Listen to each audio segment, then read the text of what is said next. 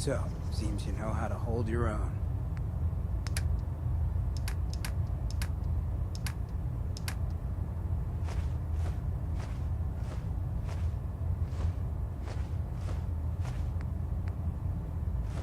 I'd had my doubts when we first hit the road.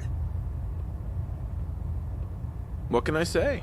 Some people have just got it. You ain't kidding. It's just real rare these days. Find someone who's not willing to take things the way they're handed to them.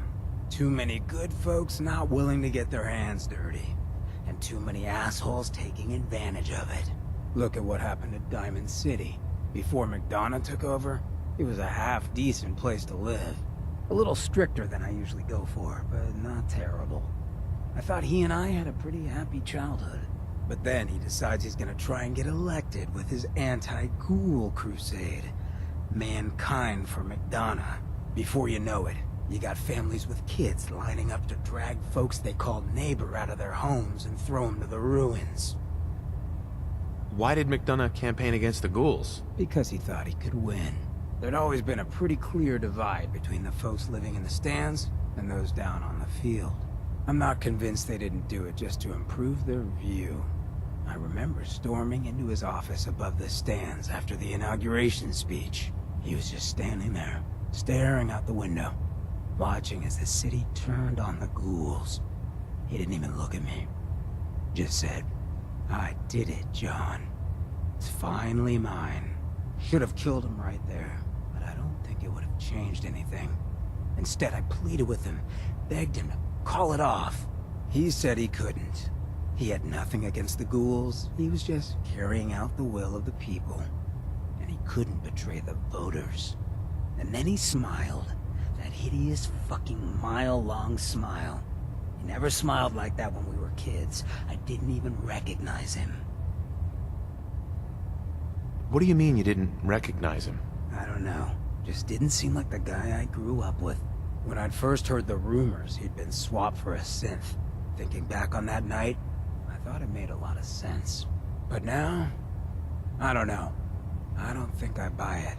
I've seen him since then, and there's no way they copied him that perfectly. Even got his tight-ass walk. But at the time, I just needed to get the hell away from him.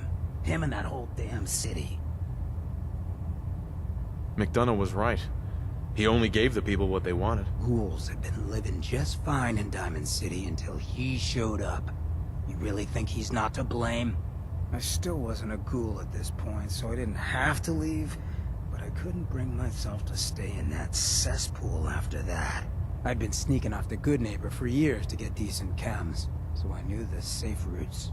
I managed to track down a couple of the families, lead them there, but most couldn't get used to the Good Neighbor lifestyle. I brought them food for a couple of weeks, but after a while, they just disappeared.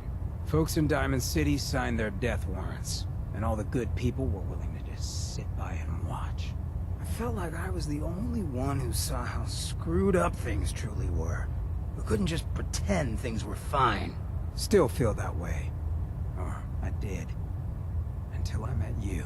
I know I run my mouth, but having someone who sees the world for what it is, and is willing to do something about it, it's meant a lot to me. I feel damn lucky to have you as a friend. And that's what we are? Friends? And that ain't a term I toss around lightly. Well, thanks for hearing me out.